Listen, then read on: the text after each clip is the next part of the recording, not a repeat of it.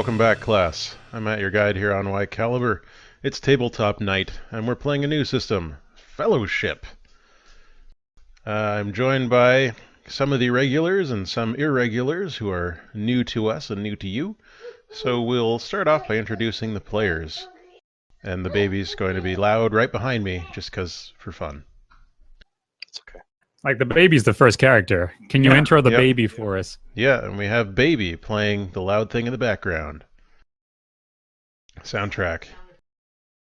Alright, and we have Smug, who is playing Hello. the character Hesmac. Full name, please. It's not happening right now. Once we get to the lore establishment. I earned this name. I earned this name in the Future Wars. And tell us. You'll hear about that shortly. Yeah, I'm playing Hesmac. You might remember me from other tabletop games. Hi. Hi. We were also joined by Steven Siddall, noted author, who is playing Caesar. Hey, everybody. Okay. Hi, Steve. Hey. In addition to that, we have internet celebrity D. Davis playing Bentley Humbast. Ah, man, I got my full name. Nice. Well, it's an easy one. I feel a little gypped. And the last of our regulars is Mike playing Rasheen. Hey, folks. Who knows what'll happen to me this time? Apparently, you'll fall to the bottom of a well and be covered in water, Oh, boy. judging by how the microphone sounds. Now, new to the group, we have Rain playing Landchrist. Hi, Rain. And we have Clint playing Asgara Core, I think. Hey, everybody. I really hate fucking loud babies. There's an R in that name, Arp. Which one, Asgara or Core? Yes. I agree. Thanks for covering that, Smug. I got your back, buddy. Don't let this GM boss you around, guys. He's a real tough cookie. That's true. I have the toughest cookies. They're all arrowroots. We should use more sugar for the texture. Oh my! Did you just reference arrowroot biscuits? I sure did. Oh my god, I love those. So Fellowship is a fairly new system. It is a narrative-based system, sort of loosely based on the idea of a fellowship of different species on an adventure to stop an ultimate evil. Much like many copyrighted properties that you may know, except this one is totally unique. Completely.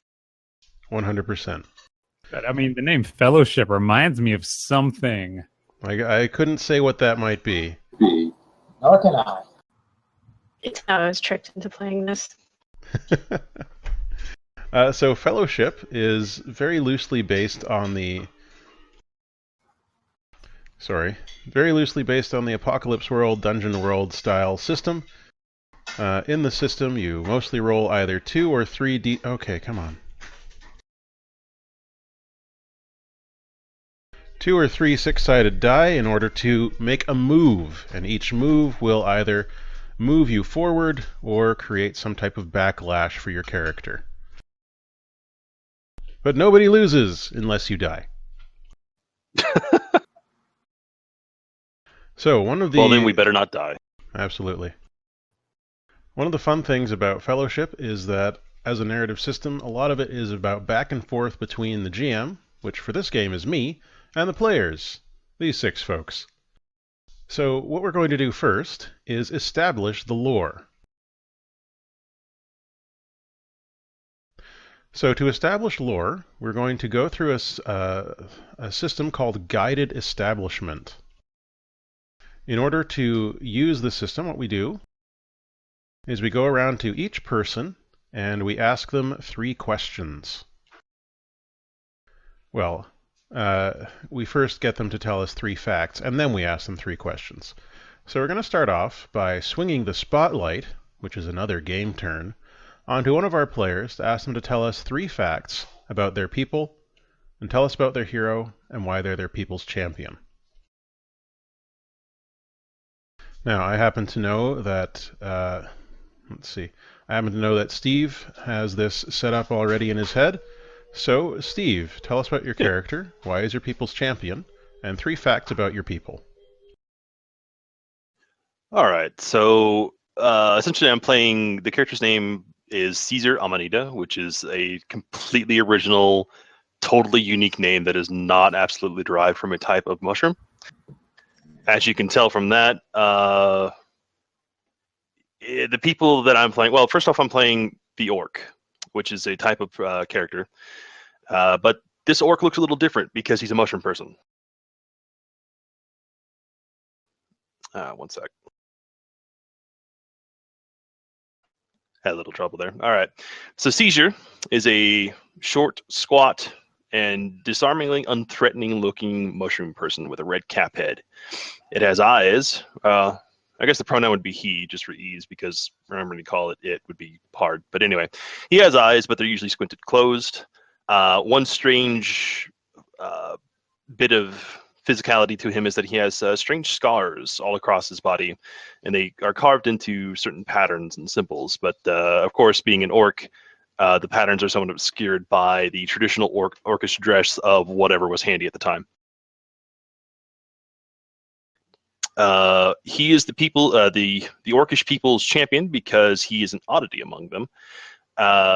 Essentially, not only is he the only orc that has a kind of primal magic that's tied to blood, but the orcish people, which I'll get to in a minute, have a certain birth-death cycle, which is also very quick, and also comes from growing out of each other's spores. They reproduce asexually. Out of this asexual reproduction, basically, most orcs spring forth with a certain amount of knowledge. They know what things are. They're fully functional adults, but they don't really have memories of their own. Caesar is different because his offspring, I guess you'd call them, are born with all of his memories. So in a way, he is the oldest living orc, and that is why he's the champion. Amazing. So he has a genetic memory of all of his past lives. Indeed. So the 3 facts. To start with, I already mentioned that the orcs are a species of mushroom people that grow from spores. The spores grow are released when an orc is wounded, when an orc dies, or when an orc has an intense emotional moment. Then the new set of orcs springs from those spores and basically takes about a day, and they're fully formed and ready to go after that. Fact number 2 is that the orcs have exceedingly small lifespans, averaging about a month. They don't live very long. However, like I mentioned, they do have genetic memories, and they most only inherit like basic knowledge of like how to eat and how to open doors. But other than that, they don't have memories of their own. So they're very driven to, and this is fact number 3, they're very driven towards aggressive creativity and innovation. They don't see any value in what came before, except that it provides a springboard for something new. So they're very much a vociferous, active people that try to leave their marks on the world by inventing new things, creating new things, and always looking for the newest thing without paying any attention to what came before. They're very much a people that would destroy a priceless artifact to make a new priceless artifact, basically. All right. Thank you for telling us about the orc mushroom. Indeed. Now The orchrooms? Oh, damn, he beat me to it. Let's. The shark? We may have to find a better portmanteau there. Maybe someone can make a suggestion in the comments. But The Morks and Mindies? Let's swing the spotlight clockwise over to Landchrist. Tell us about your character, why they're their people's champion, and 3 facts about your people. Landchrist. I forgot I had push to talk back on. Okay. My dude is the dragon. I'm thinking that there's basically elemental aligned dragons in the world, and he is water aligned. But for whatever reason, most of the dragons spend a lot of time asleep. So he's pretty much the champion because he's probably one of the only ones awake or not dead right now. Everyone else is taking a nap? Pretty much. They're a pile of bones in the dragon graveyard or something like that. All right. What are 3 facts about your people? I would say they're probably pretty typical dragons as far as fantasy dragons go. They're long-lived, and they're tied to whatever their respective element is, so they're affected by changing weather patterns, which is going to be relevant. And I didn't think of a third one yet. Okay, we can come back. Mhm. All right, let's swing down to Hesmak. Tell us all the stuff that we need to know. Oh man. Man, like how you killed all the dragons in the Future Wars. I mean, I would never admit to that. That would be a secret knowledge and probably one of my bonds. But we'll get to that. All right. So 3 things about the dwarves. Oh, should I just go for it? Should I spill the beans right now? You can spill as many or as few beans as you wish. Oh my God, I'm going to spill the beans, but I'm going to stress the world at large does not know this. Even most of you don't really know this. So kind of spoils any potential future revelation, but I will ever get to that. The dwarves are all from the future. Yeah, thank you. That was an appropriate response. Thank you. Yeah, they are all from the future. They came back centuries ago in order to stop the overlord. The future, their future anyway, is really bad. And they came up with the technology. They came back in time, but something went wrong. They came back way too bloody early, and they spent the last couple of centuries sitting on their hands because every action they take now is altering the timeline in a way they did not intend. So for the most part, the dwarves that are here and now are just pretending to be dwarves. They're actually a seafaring trading race that are known for their advanced sailing technologies. They invented the sail, the compass. They've pioneered travel across water, and they're always coming up with new revelations. But that's kind of the thing, though, is that their original intent is they're all paralyzed. They can't get off their asses to do anything because they don't know what's going to happen. Their ideal goal was to come back, probably like 50 of them all at once, and then just start shooting the overlord one after another. Yeah, but it didn't pan. That's too bad. No, I know. I mean, there's still time, sort of.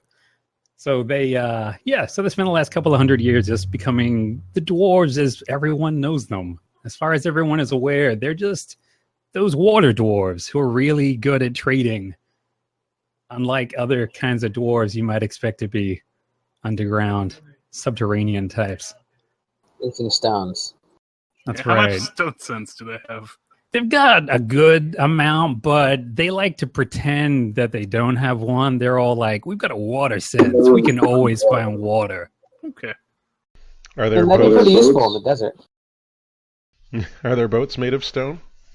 I mean, that's very impractical. Clearly their boats are made of a lightweight, hyper Pumice. carbon fiber. I just All right. invented that just now for you guys. Well, you're establishing lore. And speaking of which, why is Hesmak Dwarfian. the dwarven champion? He's their champion because, I mean, essentially he's the people's champ because nobody else has been bold enough to step up and do what needs to be done. They're all just listening to the elders who are telling them, look, something's gone wrong. We can't do anything. Let's just bide our time. But Hesmak, he doesn't want any of that. He has left the town. He is going by the name of Hesmak Pew Pistol, the Chrono Dwarf, dwarf from the future, who has come back to destroy the Overlord. He's the only one with the balls to do it. All right. Thank you. Well, You're welcome. I appreciate it. That brings us over to Clint. Tell us about your character. Well, the Guadwin, which is what his people are called, live deep underground in the northwest corner of the known world. They live in the deepest, darkest underground realm, and those few scholars that have visited their realm describe it as a many-tiered series of linked workshops, made it seems for some immense creature. All the Guadwin that ever existed still exist today, and they rarely accept visitors to the land, so their numbers are yet unknown. They are all made of living metal that subsist on energy. The heat from a fire or even subterranean radiation can do in a pinch. Once in the first age of the world, subterranean dwarves lived where they do now, but no longer. No one knows what happened to them. Asgar is the champion of the Guadwin because he still retains his original purpose. He was crafted for war, and an act of war has been committed against the Guadwin. Oh my. Thank you, Clint. Now let's bring it over to Rasheen. Tell us about Rasheen. Okay, so I'm telling you about my character, about my people, and then 3 facts. Well, you're going to tell us about your character, why he's the champion of his people, in this case of his kingdom, and then 3 facts about his kingdom. Okay, so first I should say that I am playing the heir, and Rasheen is the leader of a group of desert bandits that they're the quote unquote honorable sort of bandits, the Robin Hood type that steal from the rich, give to the poor, all that kind of good stuff.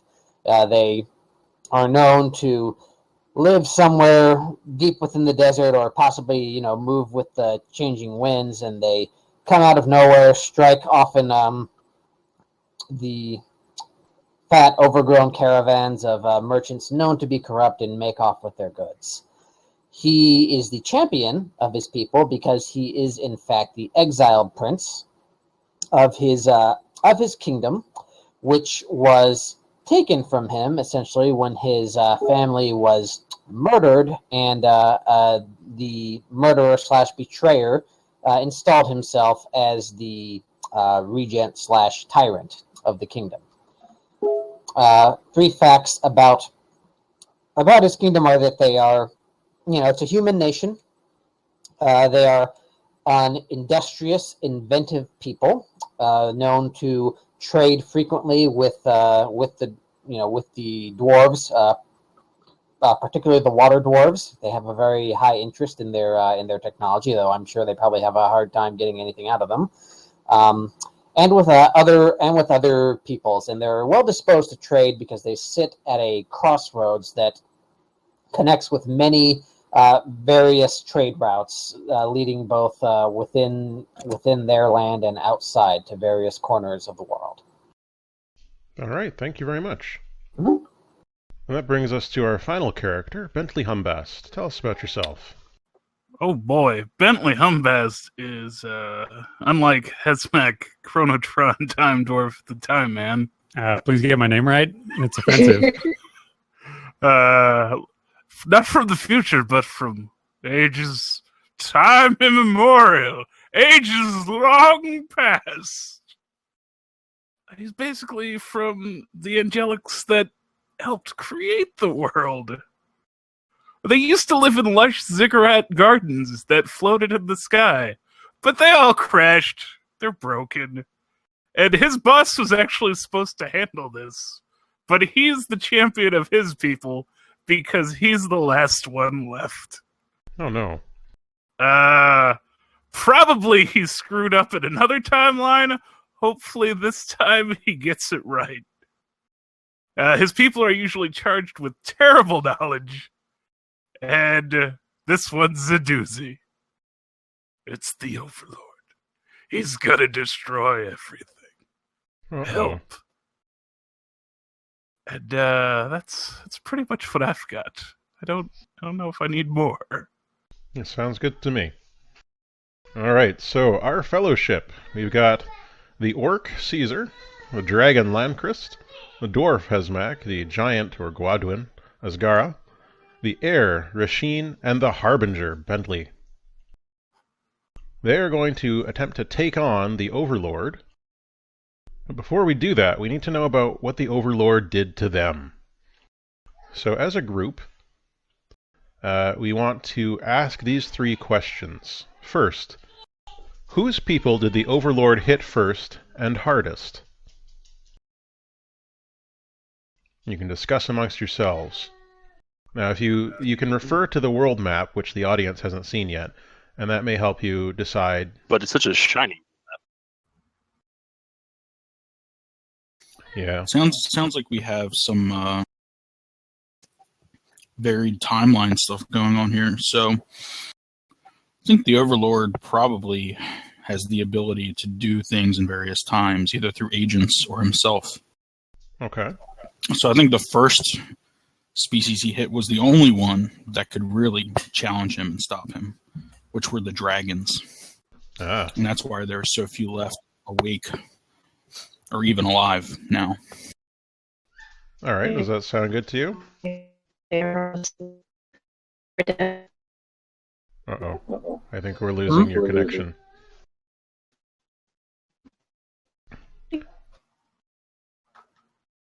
I can't hear you. Can everyone else hear Yeah. you? No, I did not hear. I'm sorry.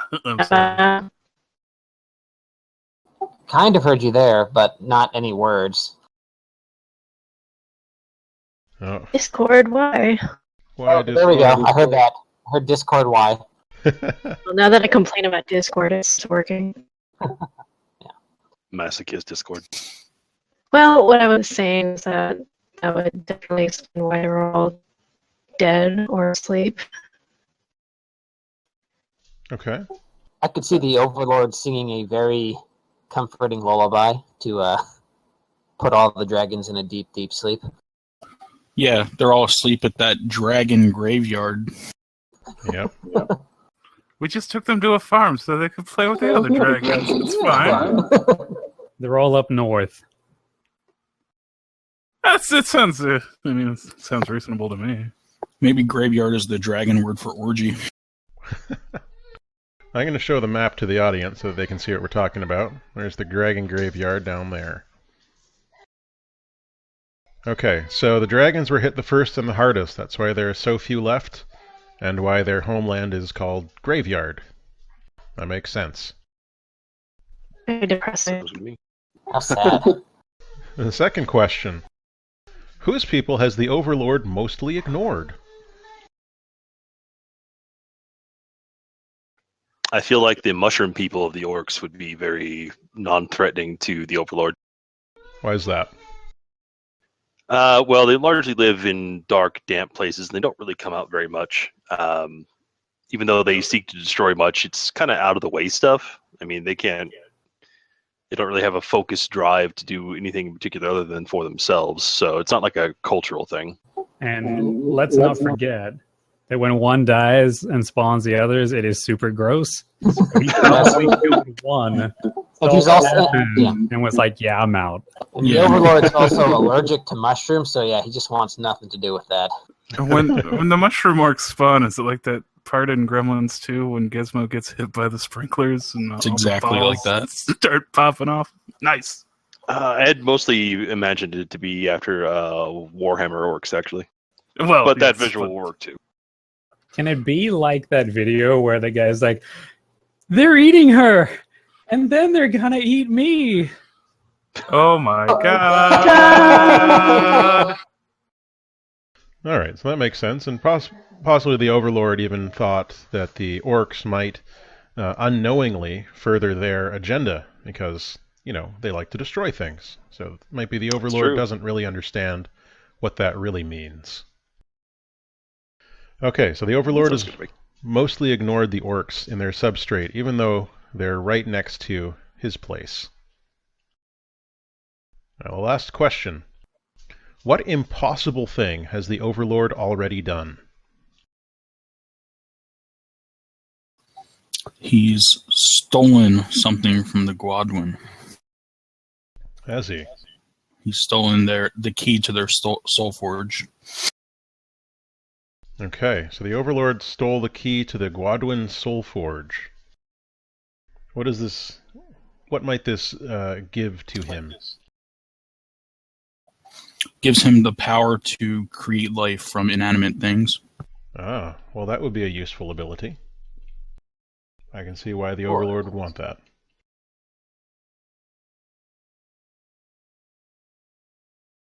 Why'd you let him have it? Why didn't we let him have it? It's more fun this way. Yeah, we wanted this story to happen. I wanted to be everybody's friend. He seemed like a nice guy, so I just let him borrow it for a second, and he never came back. It's like the SpongeBob of Gwadwin. Okay, so once we Came over have... the Krabby Patty recipe. The Overlord stole it! Oh no! Our next step is to establish everyone's bonds with the Overlord.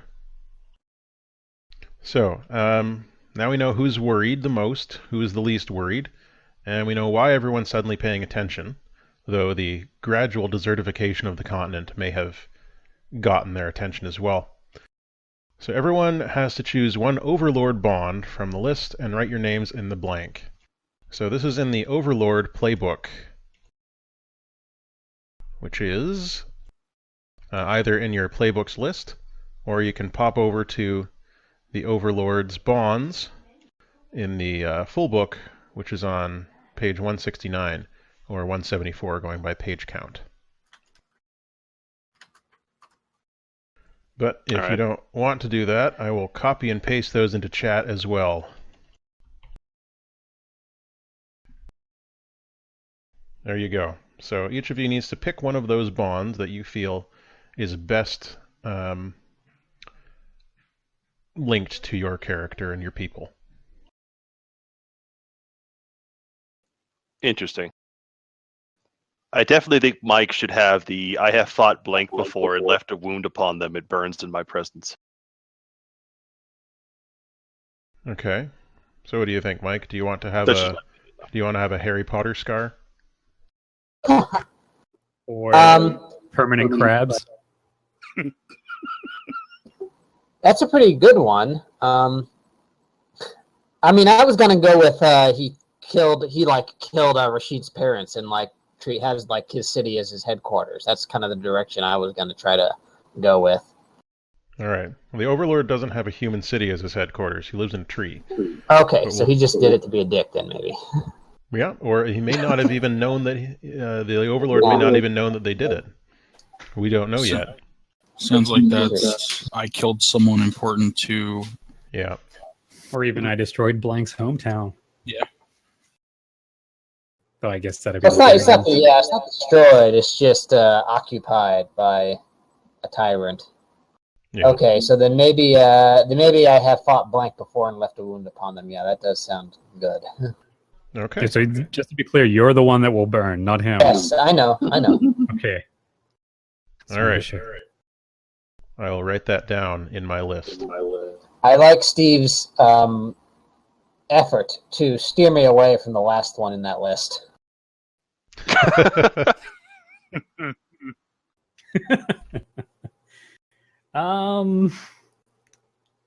get it. No, I can't take the knows my weakness thing because apparently the dwarves didn't know shit. I think that one might be appropriate to Landchrist, actually. I was looking at the cause great harm to my people thing. That would also be accurate. Yeah, that one. Sure. That one really fits the bill. Because all the desertification basically reduced all the dragon powers. I wonder if Bentley's people would know the Overlord's weakness. Well, I think either that or we would certainly know the details of the previous defeat that the Overlord suffered. Okay. Has he suffered one? He must have. If we you take say that, he yes. has, then yes, he has. We beat him back once, but it cost us. So the Overlord has no gender, just for your all reference. You can say he or she or whatever, but I'm using the royal E. I mean, Using the The academic Overlord. key. that's right. But the Overlord has been defeated a few times just by like stubbing his or her toe, falling downstairs. Sure. All kinds of generic defeats. The Overlord has a fat cat who loves lasagna, and it has kept him from dating for so long. That's why he wants to destroy the world. Yes. Garfield, he shouts. All right. Okay, I don't know what I was gonna say. Oh no, sorry, I didn't have anything important to say. I was just gonna remark upon how with all the like water shortage and just imagining Landcrest having to like make do with like a kiddie pool or something. Maybe he does.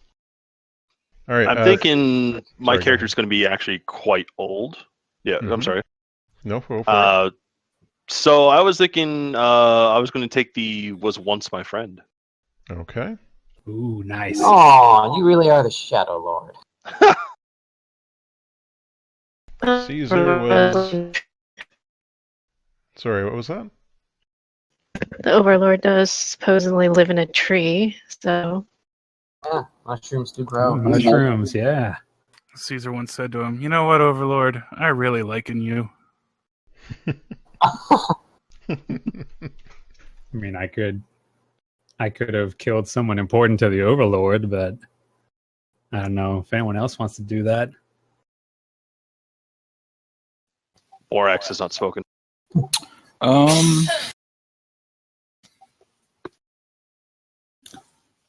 How many bonds do we do? Just one? Just one for now. Do we have the knows my weaknesses yet? Nope. During the incursion to steal the key to the Soul Forge, the Overlord was driven away, and it's because only I know their weaknesses. All right.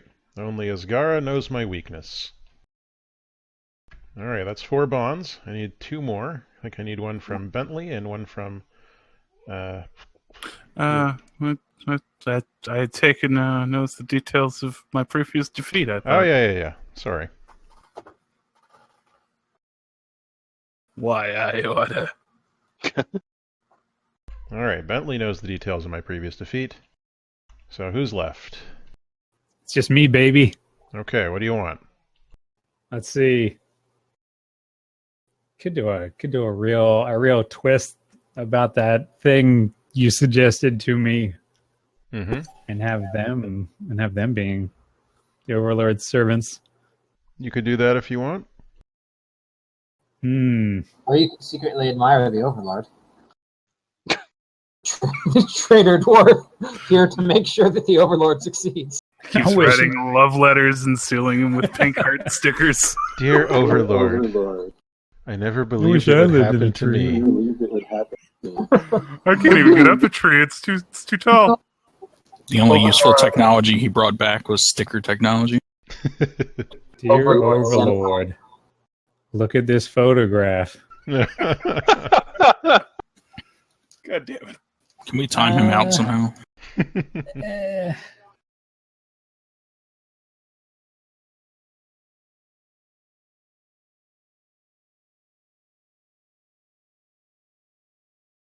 Yeah. All right, I'm gonna go with I've killed someone important. The Overlord. All It right. was Hesmek's first outing. Maybe you killed Caesar, and the Overlord, not really understanding how his race worked, thought he was dead forever.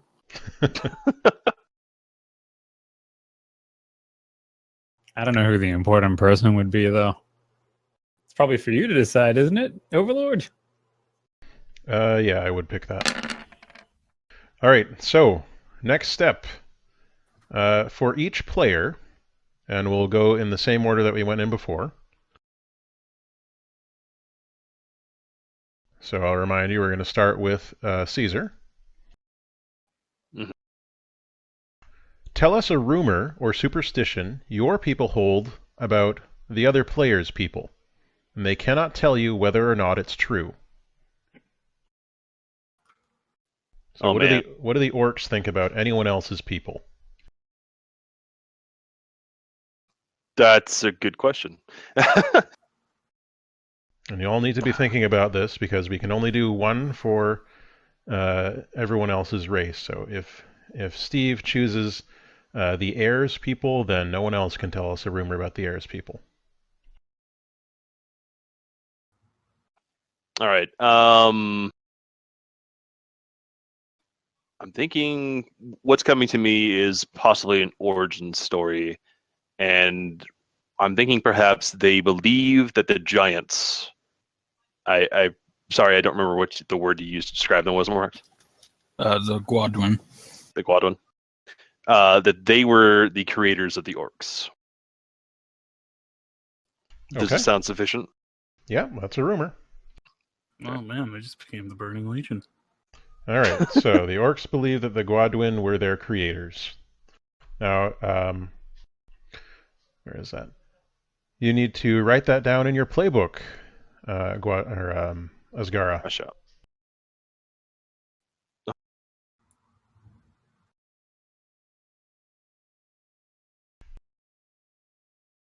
Okay, and that will bring us around to Lanchrist.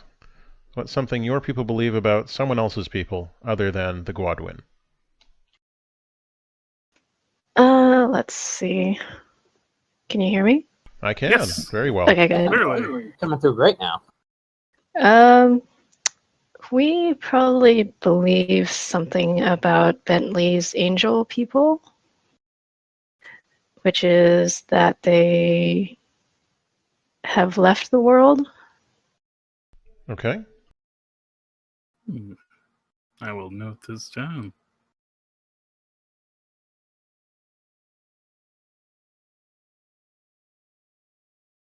Great. The dragons believe that Find my document. the dragons There we believe go. that the harbingers have left the world. Okay. Hesmak, what's something your people believe about another people?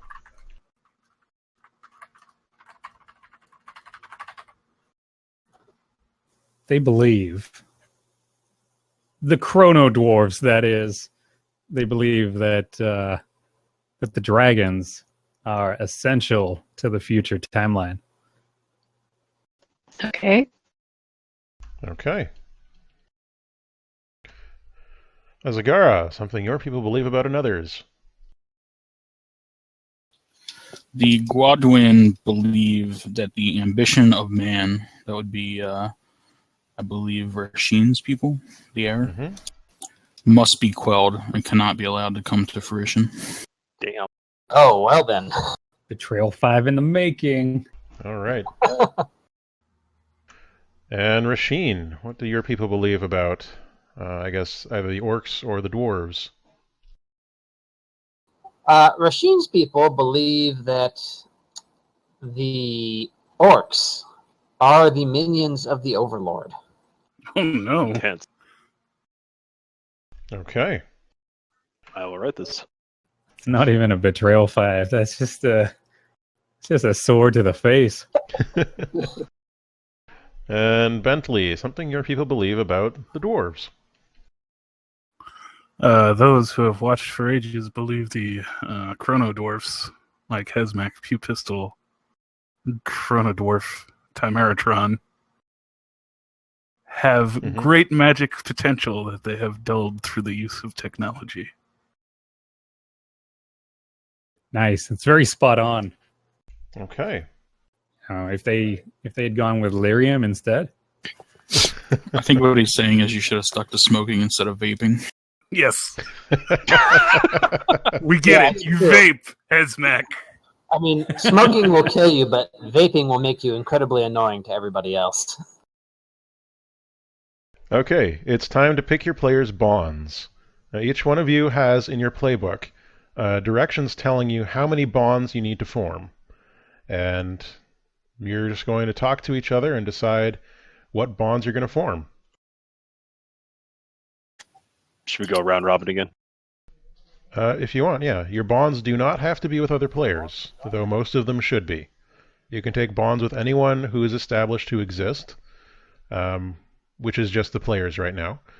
But once we start playing, you can use the Forge a Bond move to make bonds with other characters that you meet. I'll go first. All right. Loncrist knows the secret to my people's creation. Okay. Now, how many bonds do you have to form? I have to form 2, and there's a special thing, I think, with my people, with the giants, that only 1 bond can be formed with them by anyone else. Okay. So I'm bond limited.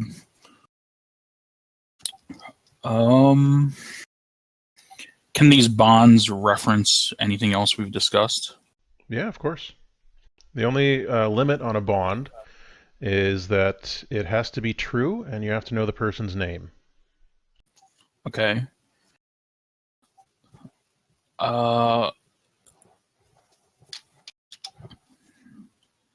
The person that Hezmak killed that was close to the Overlord was me in the future. Captain America's a Nazi. To be clear, Hydra are not. Because that means I have to use a shield now. Thought you had one already. Okay. And these are one-way bonds, right? Yeah, but I mean, it's true now. That's a fact of the world. Yeah, no. That's fine. I just wanted to make sure I didn't count against my 4. No, it doesn't. 4 bonds? Wow. For those playing at home. The Giant and the Harbinger have fewer bonds than anyone else, for various reasons. Yeah, I believe I can only be bound to once as well, but I can get 2 bonds myself. If that makes sense. You start with 2 bonds with other members of the Fellowship. So you form 2 bonds, and let's see, Doomed Soul, Doom and Gloom. Yes, you can never have more than 1 bond with someone, and they can never have more than 1 bond with you. So each person in the Fellowship could have a bond with you. Oh, that means I could probably have bonds with other people, just more than 1 bond with the same person, or? Is no one can have more than 1 bond with you. So through the course of play, you can establish... God, everybody left. You can establish multiple levels of bonds. No, we're still here. With each other. Our flip. What? Oh, son of a gun.